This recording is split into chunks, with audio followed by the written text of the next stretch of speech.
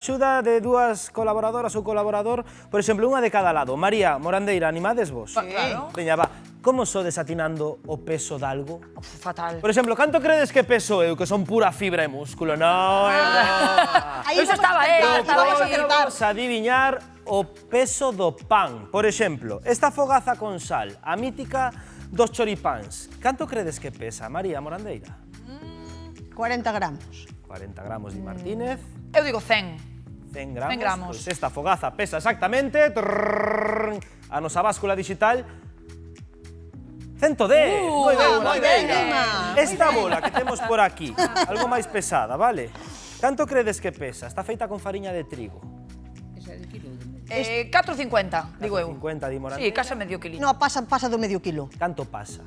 600. 600. Pois o peso exacto desta bola de pan de trigo son medio kilo, 500. Moi ben, moi ben. As dúas que estes aí case atinadas. María, aí estamos, Vas ganando, Con esta macrobola de centeo. Eso pasa dun Ai, se kilo pesa ben. Eu vou dicir kilo 300. Kilo 300 de Inma, 2,5. 2,5 de María Martínez. Esta bola de pan de centeo pesa exactamente, sabedes cantos gramos? 1.700 gramos. Se isto pesa 1.700 gramos, como imaginades un pan de 10 kilos? O de 10 kilos. Pois imos velo, porque hai unha panadería centenaria de Santiago que está máis que afeita a eses tamaños, pero queremos velos, queremos poñerlle cariña a ese pan. Alba, pesáchelo, por que se lle deu por estes formatos XXL, compañeira?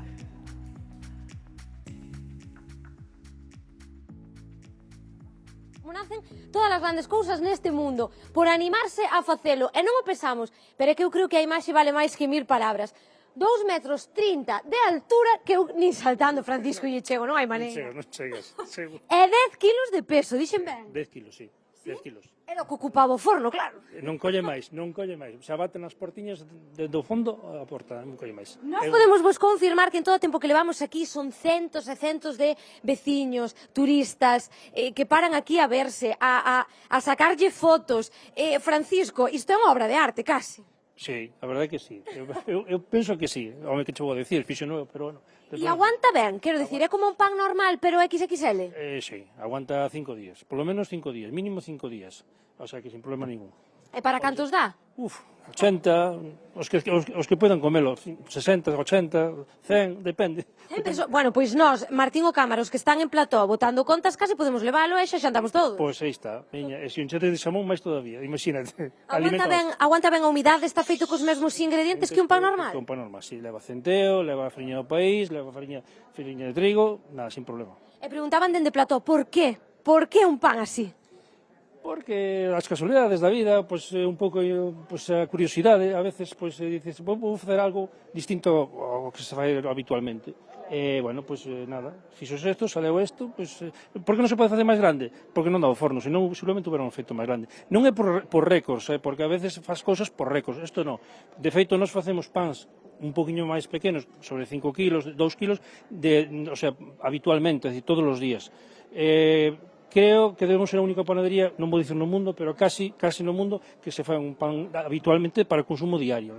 Ollo que este é para valentes, pero hai xente que con 5 kilos que son por aquí. É ben o comprar, non? Sí. Se vendedes pans deste tamaño, así para baixo? Sí.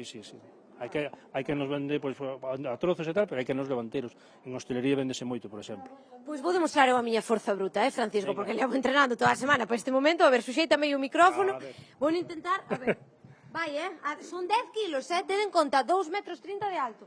Unha, dos, tres, ole! Mira! Ole!